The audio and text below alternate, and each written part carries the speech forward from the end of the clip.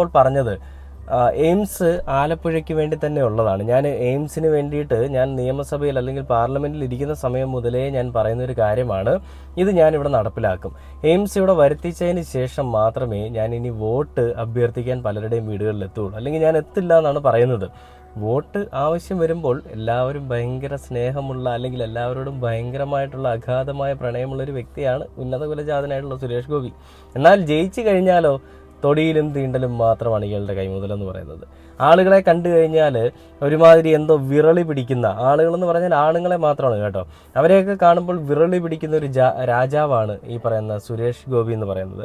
സ്വയമേ ഇയാൾ പറയുന്നുണ്ട് രാജാവ് എന്നുള്ളത്. നമ്മളൊക്കെ ഒരു കോപ്പ് വിലയും ഒരു പുല്ലുവിലയും കൊടുക്കാത്തൊരു വ്യക്തി തന്നെയാണ് സുരേഷ് ഗോപി. ചെയ്യുന്ന നല്ല പ്രവർത്തികളിലൊക്കെ നമുക്കൊരു യോജിപ്പുണ്ട്. അതേപോലെ തന്നെ അതിൽ നമ്മൾ അഭിനന്ദനാർഹമായിട്ടുള്ള കാര്യങ്ങൾ തന്നെയാണ്, നമ്മൾ അഭിനന്ദിക്കുകയും ചെയ്യും. എന്നാൽ കൊള്ളരുതായ്മ കാണിച്ചാൽ അത് അങ്ങനെ തന്നെയാണെന്ന് നമ്മൾ പറയുകയും ചെയ്യും. അതിന് വിഷമം തോന്നിയിട്ടൊന്നും കാര്യമില്ല. ചാണകത്തിൽ മുങ്ങിയ